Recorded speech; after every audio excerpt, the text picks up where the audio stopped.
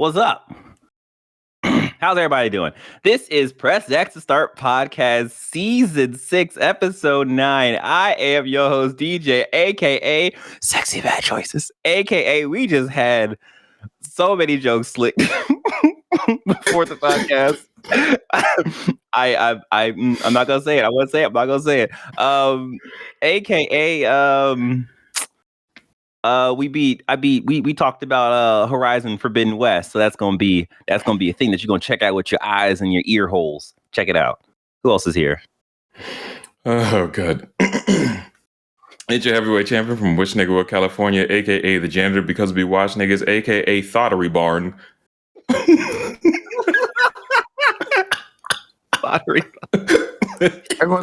not even every once in a while. I think he spends a lot of his time just thinking up what are the most ignorant things that I can call myself.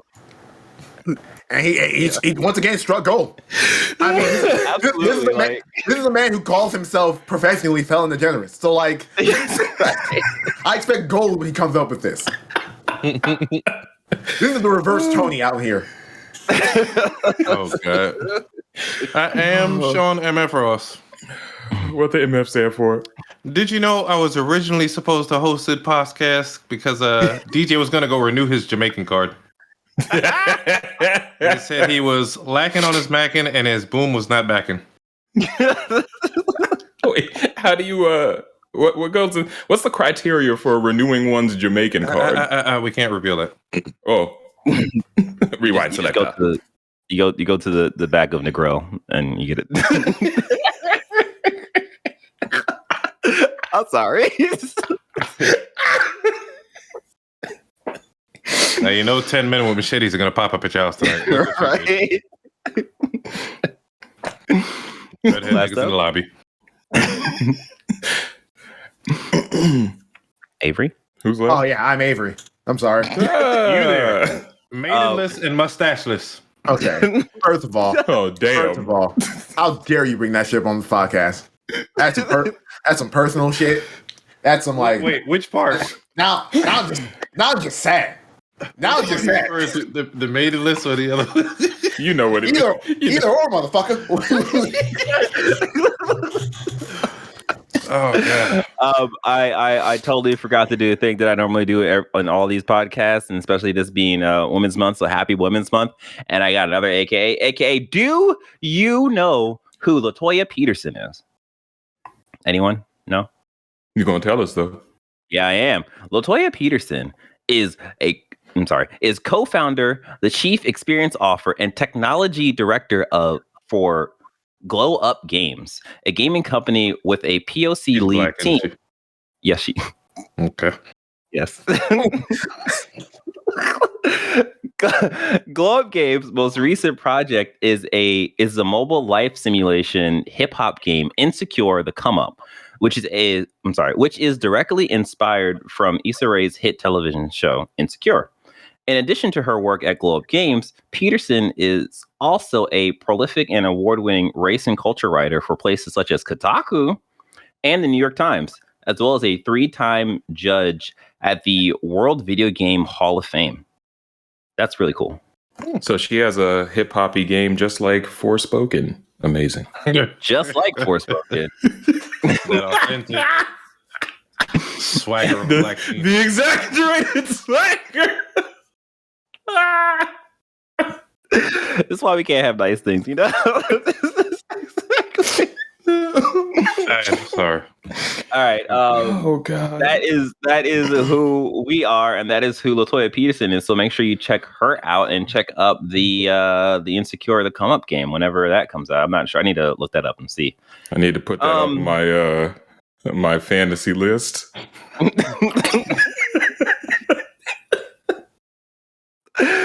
You should. That'd be a good move. So as I said in my AKA, I just want to make a little announcement that we beat Horizon Forbidden West, and we had a review. On that review cast, it was me, Avery, and Sean. Marcus hasn't beat the game yet, so we excluded him from the conversation. Wow. They just said Marcus was absent for reasons. Nah, so we excluded him. I mean, Joke's on you. I'm gonna find out how the game ends anyway. All right.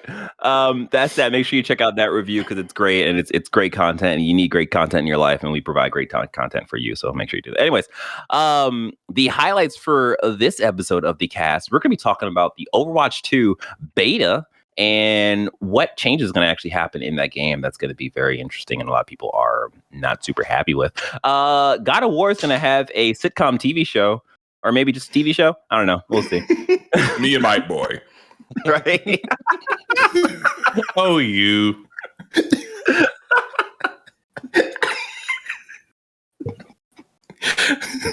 Fucking Leviathan just shows up at random parts of the day. And I was like, woo, woo. Right? Y'all got any food? Oh my gosh. And then we're going to be talking about the state of play and the state of whack. PlayStation state of play. Jesus. Hey, don't spoil it, man. Sorry. Don't spoil it. All right. With that being said, and now you know what we're going to talk about, let us jump into the heavy hitter. All right. Before we talk about PlayStation State of Play, we ask you, dear listener, dear viewer, please like this video, subscribe, and hit that notification bell. We do that so we can stay in a committed relationship with you, and you can stay in a committed relationship with us. So do that because no one likes divorce. All right. Well, this comes from Kotaku's Luke Plunkett. Essentially, PlayStation just had their state of play, and this was their first for the year. And this was just showing off some games coming from their Japanese developer side. It's not the first of the year. We had the Grand Theft Auto. We had the. Oh man, you are so right. Yikes! I completely forgot about that, and I watched a whole 5 minutes of that. All right. So yeah, PlayStation showed off a good number of games, and overall it didn't necessarily. I mean, they did a good job of trying to limit expectations, but people was ass. Yeah, people weren't that jazzed about it. You know, actually, Avery, you had a different opinion on this. Quickly, give your opinion, then we can talk about the games. Okay, so I really like the state of play. My expectations were really there are 3 types of PlayStation conferences. There are state of play. Well, actually 4. There are state of plays that are on one topic, and those are either good depending on whether you like or care about that game. Then there is the showcase state of play, which is, hey, we're going to show off one game and we're going to surround it with other games. So those are always depending on how much you care about that one game. Like they had one for they had like 5 for Deathloop, had one for Little Devil Inside. Then they have these standard state of plays, which are just more showcases for like content coming to PlayStation where I don't really expect much. And then there are actual showcases. So when they said the state of play, they said Japanese developers.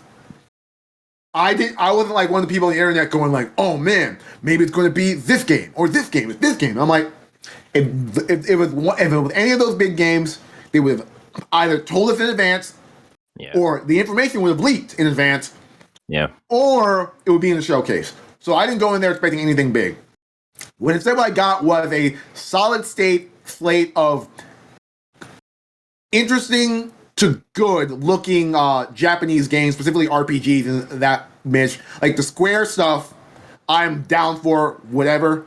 Like all the Square stuff, especially when like when we start talking about the games, like most of the games there appeal to me, not in a I'm going to jump out of this day and play this game immediately, but more in like if I had the time in a very busy video game landscape, I'm definitely going to give this game a chance. Gotcha. Okay. I was on the other side of the fence of this where I let my brain go wild. And I think I said on the Discord chat, like best case scenario, we get Final Fantasy 16 and we get a Dragon's Dogma 2 trailer, of course. My dumb ass ain't getting none of that. Like I mean Dogma, a Japanese. It's like Capcom. Capcom. Oh, okay. Yeah. So I'd rather got a Parasite Eve remake trailer than a Dragon's Dogma 2 trailer. Jesus Christ. Well, we ain't getting either, Marcus. How about that? But so yeah, we got some games. I'm just gonna go down the list. The first thing we're gonna talk about is Exoprimal, which if you're familiar with if you're familiar with Anthem, they literally just copied all the suits, added another suit, and then just pasted it into a Dino Crisis game. And they were like, with some World War Z horde mode in there. Yeah.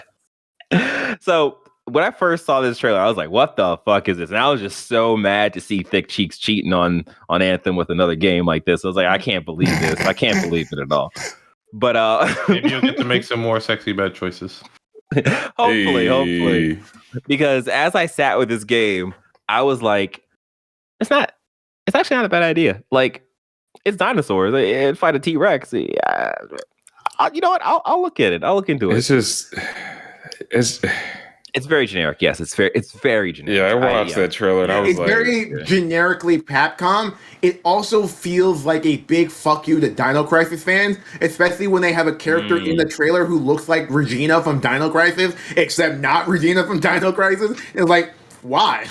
Why are you designing this red-haired character? What is wrong with you? That being said, it looks like Earth Defense Force, and those games are mindless fun. So if it plays anything like that, I might enjoy it off a lark. Mm-hmm. The main thing that I'm scared of is this game looks like somebody that's doing the Jurassic Park current movies might see this and say, we need exosuits. Right? Jurassic Park 6. Marcus, you know how I feel. If they put a kaiju in the Jurassic Park movie. I know. All right. The next game we have the Diofield Chronicle. So this is a game that looked like Fire Emblem. Fire Emblem? Is it Final Fantasy Tactics? It looked like Final Fantasy Tactics. So I was like, I'm in on this. It looked like Tactics. Oh my gosh. Yeah, so this actually looked good compared to the next game I'm about to talk about. I think it also has the Vagrant Vagrant story art style. That's what I thought it was. I thought it was a Vagrant story thing coming back. And I was like, oh, this is interesting. Then it was like, oh no, this kind of looks like Fire Emblem. Oh no, this does look like Final Fantasy Tactics. What is happening with this game? But yeah, that's Fire Fantasy Tactics emblem.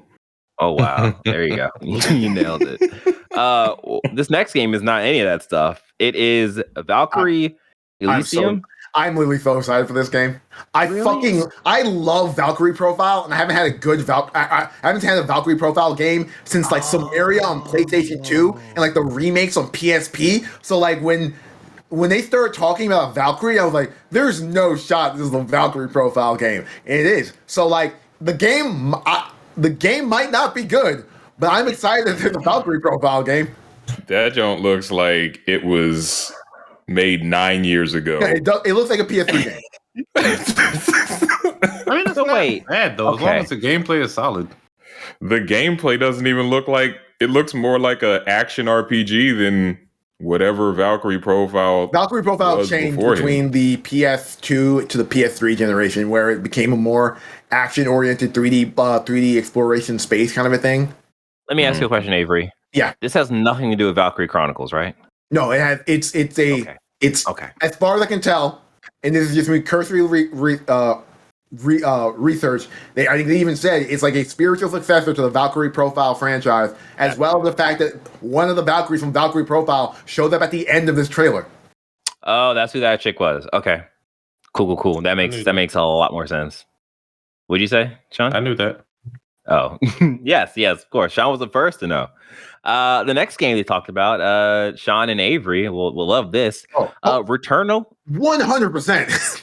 Friendship. Not expecting this at all. Yeah, this was really cool. Like this was one of the like, oh crap kind of announcements that every state of play should have. So my only hope for Returnal Ascension, which is, hey, we're adding a challenge tower mode to Returnal, which I'm never going to touch. But we're also adding campaign co-op to the game. And my thing is, if you don't adjust the difficulty, Like if this isn't a game where they adjust the difficulty with campaign co-op included, then I'm 100% going to do this. I'm dragging Sean along with me, and we're going to like take 4 hours out of a day and let's beat Returnal again. You platinum it, right? No, I'm not even fucking close. Oh. All right, that's cool. I'll carry you. Next up, we have more Ghostwire. It actually looks interesting. Yeah, I'm actually getting Ghostwire now. It looks like a Japanese. Yes, it looks like a Japanese because it's been made. No. You know what the fuck I'm trying to say. Are you saying it looks like a Japanese Would you kindly? Wolfenstein? No. The Lighthouse. BioShock? There you go. Oh, BioShock. Okay, I get you. It's, I can see that. Yeah, it actually looks cool. And my only issue with Ghostwire was that it was coming out the same day as the Tiny Tina game, and I feel like I can put the Tiny Tina game on the back burner and just play this if I need be. So I'm jumping into Ghostwire. Cool. I hope you guys enjoy it. Yep. I hope you guys have a fun time. The moment I saw this was first person, I lost every bit of interest I possibly could have had in this game. So you didn't play any of the BioShocks, did you? I did, but I knew that BioShock was first person going into BioShock, because I didn't play really the first game or the second game. I just played Infinite, but I already knew what I was expecting. Whereas when the first Ghostwire Tokyo trailer came out, didn't know what it was going to be. Yeah. And then the next time we see the gameplay, it's like, oh, it's first person. I got you. Okay. Next up we have Forspoken. So this was nice to see, but then we got some bad news because it's being delayed by 5 months. Well, actually, we got good news because it's being delayed by 5 months. So that means that they have more time to polish this diamond into a brighter diamond. And they can put more hip hop in it. Yes. Can't wait to see her wear her Nike Dunks. More nail design. Nah, she need to come out with some Timbs. Dead ass, I will stomp you out, bro. With a puffy jacket on. What the fuck is that? Hey, yo, what the fuck is going on? Bing bong. She can't even use any magic. She just stepping on. You see these nails in the front yard? Oh my god. I'm up there putting in hard work. Oh shit, that's funny. So it's being delayed, so it's coming out in October. In the trailer, they showed some. They showed some more like traversal stuff. They also showed like this exaggerated flip dodge thing that they just kept like showing over and over again to show that she has a cool like dodge jump thing happen. Yeah, and it's like, all right, this is cool. I don't need more of this. Right. Get a load of this. One more time. Get a load of it. Like, all right, guys. The only reason I would want to see that multiple times is if they have some sort of Devil May Cry like stylish meter to go along with, like how bad you how much finesse you add into the ass whooping. Yeah. But since they're clearly not going to have that, it's like, okay. That would actually be a nice little thing to have. Right? Yeah. All right. So that's first. Like you go up and it's like, awesome, super, spectacular, hip hop. Drill, crunk, down south, chopped and screwed, fly. All right. Next up, we have Strangers in Paradise. So they showed this game again. The demo ain't bad. Here's what's really weird about this game. I can't tell if the internet has legitimately turned the corner on it or it's just people memeing, but like the tenor of the video game sphere I'm hearing from about this game is it's going to be lit. I think they're just making fun of the aesthetic, but the gameplay doesn't seem bad. I played the new demo. I missed the first one, but I could almost see myself getting this. I'm on the fence, but I'm leaning towards it. Honestly, You have it on all your jokes list, right? aside, Yeah. Support it. Get it. all jokes aside, it doesn't seem like a bad game. Like, even though like we were ripping on the game, it doesn't seem like a bad game. It's Just just hilariously corny. yes, like the main character makes me laugh. Yeah, like in a cutscene in the game, like he has a cut on his face. He's like, I got the best medicine, and he spits on his finger and just wipes off the blood. Like, what the fuck? Wait a minute. Chaos. Strangely corny. And then, Do you see my Henley? In the game, like there's this princess, and she says, "Hey, you got a cut on your face," and his partner is like, "Don't worry, he has the best medicine for that." And she's like, "Maybe you can give it to the whole squad, or the army, or whatever." And he just spits on everybody in the army. Have you guys seen the clip of the main character like saying something like cringily badass, then pulling out his phone and playing Limp Bizkit? No. Is that a thing that happens? Oh my god. Okay. Wait, is What? it's in the game? Does Limp Bizkit exist in this world? I mean, I think it's an isekai. So like, Oh my god. The main character got hit by a truck and I sent will to find hell. the clip and send it to you guys. I'll put it in the Twitter. Truck-kun fucked that nigga up and sent his ass to the Final Fantasy realm. No, I mean, like for real, y'all To should the check out first the demo. Final Fantasy. Y'all should check out the latest demo while it's still available, just to have some type of experience about it. So you see what I'm talking about. It's That's a good point. genuinely. I played the not terrible. first round demo, so What'd you think of it? I did too. I thought it was solid. Like it's not something that I would like pay $60-$70 for, but like I thought it was solid. I could agree with that. I don't know if I'm on that fence yet, but I'm saying check out the second. I don't know how much changed from the first to the second demo, but I expected nothing of it, and I was kind of like, maybe. Yeah. I mean, it's like you said when you picked the game in the Fantasy League episode, like they don't make bad Final Fantasy games, really. So It's just how high up on a Final Fantasy scale. It's ranked against other Final Fantasy games. We'll see. We'll see what happens with this game. Next up, we have Gundam Evolutions. Best Gundam ever. aren't you excited, DJ? Aren't you so excited? Aren't you happy? You can tell excited by how vibrant my hair is being right now. Look at it. It's just shaking with excitement. We should all do the spike. You look like a blooming onion from Here's the thing. I am legitimately interested. I'm sorry. Yeah. No, go Here's the ahead, thing. Avery. Go ahead, Avery. I'm legitimately interested in this game. Like, as a dumb free-to-play game, I'll play like a couple times and not think about it ever, but like come out of it with a good experience. This seems totally up my alley. If it plays like Overwatch, that's actually something I legitimately like. I know DJ has some weird mecha thing where like about that, and I'm like, whatever. Move that fast. Whatever. No, no, DJ, you don't get to talk. Let us talk about Gundam. You don't get to talk. I'll let you guys talk. It also has other mobile suits that aren't just the RX-78 and assorted Zaku's. So like that's actually super interesting. The fact that like it has one of my favorite Gundams of all time, the Gundam Barbatos, prominently in the game, and then like it looks like it's going to play like Barbatos in the show. That's fucking dope as shit. And then I think I saw my favorite Gundam. I think I saw the Gundam 00 Exia in there, and I'm like. That is this is outside of the Super Robot Wars and I guess the Chibi Gundam game that's coming out. I mean the SD Gundam game that's coming out. Like that, this looks like the most interesting Gundam game I've seen, and the one which for me has the most potential to be something I would actually come back to on a regular basis when they introduce new Gundams that aren't just, hey, this is just a Zaku with a different horn in his head.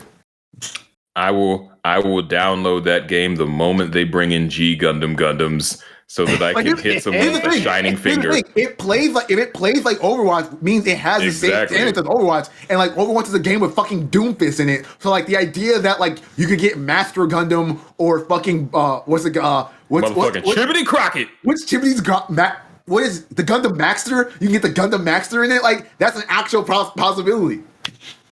I don't understand a word, anything. Here's the thing. DJ proclaims himself the Gundam expert because he likes one part of the Gundam franchise a super a lot. I like the rest of Gundam a lot. So in terms of mobile suit design and so on and so forth, like there's a lot that they could pull from, and I think that part is cool. Like, for example, when they showed this trailer at the end, they showed the Gundam Exia, and then they also showed the Marseille, and it's like, oh, that's cool. I know both of those suits, and those suits are wildly. They're both in like different ends of the Gundam like universe kind of thing. So it's like, oh, that's really cool. My problem, not problem, but like this is Gundam Smash Brothers, basically. Kinda, yeah. I think my issue with this is on top of like this is literally just a Overwatch clone with Gundam models, and they're not even taking the idea of scale into consideration in terms of like, why are these Gundams in a giant like facility like this? Like what? Like that part is just like, it's whatever, right? Like you need a stage. A game. Shut up. Yeah. That was my exact thought. But nah, look, y'all all be nitpicking on games for different reasons. So that's besides the point. But what I'm saying is like, I think for me, like I'm gonna try this game out because, as Avery said, it's a free to play game. And I think, like, Marcus, you saying, like, oh, if they put G Gundam in here, that's going to be great. I think that would be really cool. I think if they put G Gundam in a game like this, I would be, like, ×2 more excited for that kind of game because I've never played with those, like, because G Gundam is best Gundam. Exactly. G Gundam is fun Gundam. How about that? Yeah, But Gundam is definitely one of the top 3 Gundams. I'm not gonna call it the best because I think there are some racism that we have to deal with G Gundam. It depends on what you're looking for. Like I'm not saying G Gundam's bad at all. I'm just saying like it depends. G Gundam is objectively good. It's just not the best. Okay, that's fine. But yeah, my last thing of this is like, I hope this gets supported, because if it gets supported, that means that there's more Gundam stuff out there. That SD Gundam stuff, I think I'm probably a bit more interested in because I want to see exactly like where that's going. And that's also kind of like a mashup of different Gundam universes. But yeah, so that's that. We have TMNT Collection. So this was cool because they have Teenage Mutant Ninja Turtle games from all over the spectrum of games that they have, and apparently there's even like a Turtles fighter or something. Yeah, they had like 2 fighting games. Yeah, so they got that stuff too. So that's awesome. I have a G Gundam aside. Last thought about Gundam. My God! I will never forgive the English dub for turning God Gundam into the Burning Gundam and the Devil Gundam into the Dark Gundam. How dare you? Continue. Was the Devil Gundam dark skin? Well, the guy was kind of dark. He was not like traditional. Anyways, next game they showed was Gigabash, and I don't care about this in any. That was the only game. Gigabash is the only game I looked at from here. I'm like, I have absolutely no interest in this. Yeah. All right. They showed JoJo All-Star Battle R. As a person who is watching JoJo now, this is right up my. I'm not gonna get this game, but this is right up my alley in terms of like, I know that character. Oh, that's cool. Oh, that's fun. I really want to watch JoJo. My only problem with this game is it just seems to be a collection of all the other JoJo All-Star games in one collection. So these are a bunch of. This is a PS3 game not even upres for PS5. Yeah. So like that, like when Avery said like it's an old game, I was like, oh, that kind of hurts a bit. And then did you play the old game? No, not at all. I don't plan on playing this at all. I just like the fact that I know these games are like the old games are serviceable. They were made by CyberConnect, so they've got this solid CyberConnect like anime adaptation like combat, but like it's not like you're not writing anything home. Like I played it only for the animation and the fucking super effects.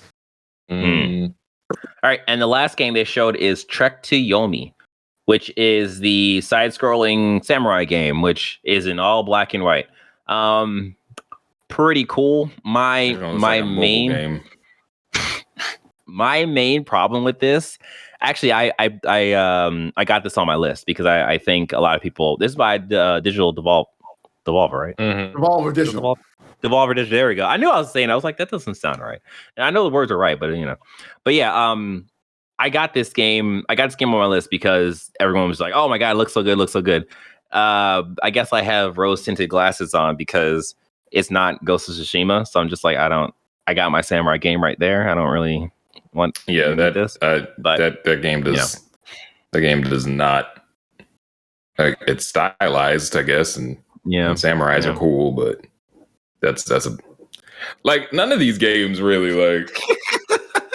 I watched the entire thing, and I was like, Forspoken still looks dope, and then that was it. It was I was like, none of this speaks to me at all. But and I think I am glad that there are things that people were excited about. And I think that's the not problem, but I think that's the thing that we have to just understand that the Japanese side of like PlayStation Studios, it's just going to be niche games. Like it's going to be for a particular set of audiences, and the whole. Oh no, I'm good. Okay. I just wanted to say something. I want to wait for you to finish your thought. Gotcha. I was just to end that, just saying like. I think like it definitely appeals for a certain audience base, and if you were in an audience base, like it's gonna hit. Like for example, like there was games for Avery there that like I had no kind of perception, or like I didn't know anything about the Valkyrie. When they said Valkyrie Elysium, I was like, is that from Valkyrie Chronicles? Like that doesn't make any sense. Even they said Valkyrie Profile, it just never like occurred to me. But yeah, Avery, what you gonna say? Oh, this really puts into my PlayStation should just buy Square thing, like into into overdrive. Like the amount of video games that apparently just Square is just putting out on PlayStation and PlayStation only is both weird and kind of troubling. Like one thing we didn't talk about was fucking we haven't talked about ever is Babylon's Fall and how big of a trash fire that was. Oh my god! And that's one of those things that like. In a world where that studio, if in a world where Platinum was working under PlayStation's instruction to do that instead of Square's instruction to make a PlayStation game, that would have been probably a much different experience. Especially in a world where like they've also bought Bungie, so they have a better idea of what to do with a game as a service environment. It's very interesting. Right. Yeah. Yeah. Like when you put it that way, it's definitely. I definitely feel like there should be a conversation happening there between Square Enix and PlayStation in terms of like, you guys should buy us. Like you should probably buy us. Buy us. But yeah, I don't know. We'll see. Like, well, I think if there's a decision or if that's something happening. I can imagine we'll probably see it happen at like a PlayStation showcase where they're like, oh, we're showing Final Fantasy 16. Oh, by the way, we own Square Enix now. Like here's the thing that I find even the most interesting, and we can wrap this up and move on, is that as far as I can tell, Final Fantasy 7 Remake is not coming to Xbox. Oh yeah, because everyone was talking about like, when they first showed off the game, there's like console exclusive PlayStation, and I'm like, oh, console time exclusive PlayStation. Oh, what does that mean? A year passed, and then it got released for fucking PC, and then no word on Xbox. Mm-hmm. And I feel like that's going to be the exact same cadence for Final Fantasy 16 as well as Forspoken as well. So I'm like, at what point are we just like buying this studio and saving ourselves the manpower to bring this shit in-house? Yeah, I get you. Okay. That has been the heavy hitter. We hope that you have enjoyed this episode as much as we enjoyed making it. Don't forget to rate and review us on your favorite podcasting apps and subscribe, hit that notification bell, and share on your favorite YouTube channel, which is our channel. In case you missed any of the information and more, you can find it on our website at pressx2start.com. You be safe, you take care, you wash your hands, you